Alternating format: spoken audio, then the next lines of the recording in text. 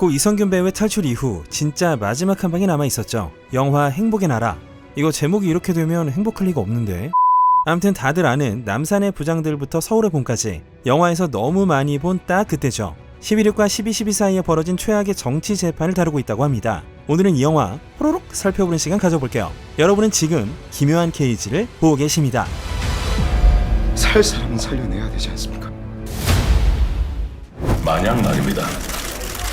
인생이 한 번은 연습이라면, 그래서 시간을 되돌린다면 어떤 선택을 하겠습니까? 무고하고 과묵한 FM 군인이자 중앙정보부장 수행비서관인 박태주 대령이 11.6 대통령 시해 사건으로 법정에 출두하는 뒷모습을 보이며 시작되는 예고편. 탈출에선 청와대 행정관이라서 위화감은 없습니다.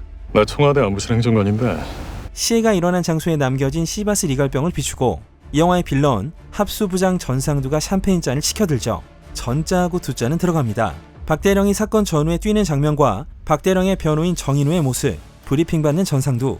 만약 인생이 연습이고 시간을 되돌리면 또 그럴래? 이렇게 묻는다면 안 그러겠습니다. 잘못했습니다. 이런 걸 바라고 묻는 거죠. 아니면 보내버리겠다는 거고요. 고로 아직까지 예상의 범주를 넘진 않는 오소독스한 예고편입니다. 법정은요, 옳은 놈 그런 놈 가린 데가 아니에요. 이기는 놈 지는 놈 가린 데라고요. 네가 평생 한 번 해볼까 말까 할 재판이야. 변호사 정인우입니다. 박태주요. 이 영화에서 주목할 포인트는 조정석이 연기하는 정인우라고 생각합니다. 전 한국 영화판에서 가장 경쾌한 배우로 조정석을 꼽는데요. 드라마 세작 매혹된 자들부턴 좀 치열한 작품을 기대하게 됐고, 나는 이놈이 어떠했는지 다 기억한다. 세작 때 선명하게 남긴 연기력의 연장선을 볼 수 있을 듯합니다. 정인우는 이기면 그만이다. 어차피 법정이라는 게 한계가 있다는 입장을 가진 젊은 독종 변호사. 그 다음은 아주 짧게 사건 상황 플래시백.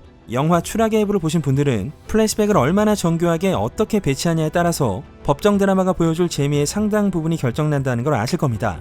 그냥 현장 검증하다가 슬쩍 나오는 플래시백이 아니면 좋겠고요. 뭔가 교차되는 시점, 그리고 물론 힘에 부치겠지만 나름의 갑론을박을 펼치며 엎치락뒤치락하는 뜨거운 법정물이길 기대해봅니다. 면대면하는 두 사람, 정인우 메이크업 시대상 재현도 좋습니다. 특히 헤어가... 개싸움에 저만한 놈 없어요. 여기 명령이라는 게 뭡니까? 이 재판 순리대로 갈 것 같아요. 같은 법무법인 선후배 같은데요. 영화 초중반부에 쟤야 쟤 실력도 끝내주고 보통 또라이 아니지? 이러면서 이미 결말 나버린 역대급으로 난감한 재판에 투입시키는 모양새. 녹취를 들으면서 사건을 파악하는데요.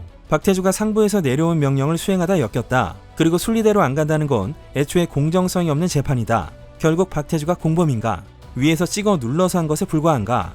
그니까 정인우는 그렇다고 말만 하면 되는데 왜 안 하냐? 즉 대통령 시해 사건의 부품으로 작용했던 박태주에게 과연 의지가 있었는가 없었는가? 이런 게 쟁점이 아닐까 싶습니다. 야욕이 이글거리는 전상두는 박대령을 어떻게든 엮어서 족친 뒤에 그 업적으로 완장을 차야 되겠고요. 표정을 보아하니 이거 절대 맘대로 안 돌아가는 역대급 고구마 재판이 예상됩니다.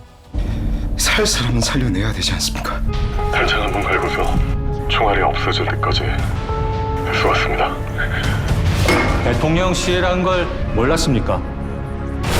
명령에 따른 군인에게 죄를 물어서는 안 됩니다. 양복 입고 밖에서 사격. 아마도 명령을 받고 경호 인력들을 탄창 다 비울 때까지 갈겨서 사살한 것으로 보이는데요. 상관의 지시로 대통령 시해에 가담한 사실이 있지. 이건 대통령을 시해하기 위한 밑작업이다. 군 검찰단 검사 백승기는 그렇게 보고 있습니다. 재판장도 별을 달고 있으니 군사재판이네요. 1979년 12월 20일 개헌보통 군법회의 선고 공판에서 전 중앙정보부장 김재규, 전 청와대 비서실장 김계원, 전 중정의전과장 박선호, 전 중정수행비서관 박흥주를 비롯해 총 7명의 피고인들에게 전원 사형을 선고했죠. 불과 초고속 1심으로 이렇게 되기까지 딱 19분이 걸렸습니다. 사형은 4일 만에 이루어졌고요. 박태주는 중앙정보부장의 수행비서관인 박흥주 대령, 정인우는 당시 실제로 박흥주 대령을 변호했던 태윤기 변호사입니다. 김재규는 박흥주가 명령을 따랐을 뿐이다 라고 말했지만 결국 총사령으로 사형이 집행됩니다. 그들이 겪은 재판 과정에 각색을 더한 영화로 봐야겠죠. 양심인 신영기한 눈 한 번 딱 감으면 돼. 나 사회자분 부장님을 바라놈이라고. 전 소장, 아직도 권력이 청구에서 나온다고 생각하나? 중앙정보부장 김영일과 같이 가느냐, 그를 팔고 사느냐 이지선다겠고, 이원종 배우는 육군 참모총장입니다. 서울의 봄과의 비교는 숙명이네요. 내란 목적의 살인 사건이다. 재판을 비공개로 진행하겠습니다. 너놈이 뭔 짓을 해도 박대령은 죽어. 전상도는 박태주와 정인우의 대화를 도청합니다. 무조건 어떻게든 엮어서 담근다는 주의. 이럴 거면 재판을 왜 한 겁니까? 네, 역사적 결말은 정해져 있는 이 영화, 어떻게 풀어냈을까요? 고 이성균 배우의 고개 숙인 얼굴이 잔상에 남습니다. 지금까지 영화 행복의 나라의 예고편이었습니다. 그동안 영화계는 11.6 사건의 다양한 각도를 조명해왔죠. 그때 그 사람들, 남산의 부장들. 너도 죽어봐. 직접적이진 않지만 이 사건에서 촉발된 12.12까지의 과정을 다룬 서울의 봄 등이 있었습니다. 실패하면 반역, 성공하면 혁명 아닙니까? 그런데 행복의 나라처럼 법정 드라마에 집중한 건 처음인데요. 연출은 광해 왕이 된 남자로 1000만 관객을 찍은 바 있는 추창민 감독. 완급을 서울의 봄처럼 크게 그리진 않을 것이고, 사건을 직접적으로 다루진 않겠지만 묵직하고 잔잔하게 이성균, 조정석 두 배우의 연기가 이 영화의 중심축이 되지 않을까 싶습니다.